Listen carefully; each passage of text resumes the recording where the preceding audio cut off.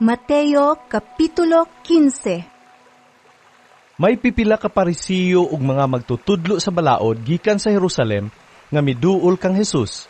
Nangutana sila kaniya, Nganong naglapas man ang imong mga tinunan sa pagtulunan nga gipasunod kanato sa atong mga katigulangan? Dili sila manghunaw sa hustong paagi, sa dili pa sila mangaon.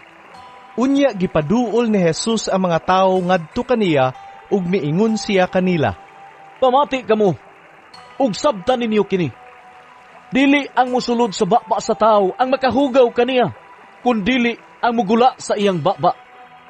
Unya miduol kaniya ang mga tinun-an ug miingon, Nasayod ka ba nga naglagot ang mga Parisiyo tungod sa imong gisulti? Si Jesus mitubag, Ang tanang tanom nga wala itanom sa akong amahan nga atoa sa langit, pagaibton. Pasagdi lang sila, kay sila mga giya nga buta. Ug kung ang usa ka buta mao'y mag-agak sa laing buta, silang duha mga hulog sa kanal.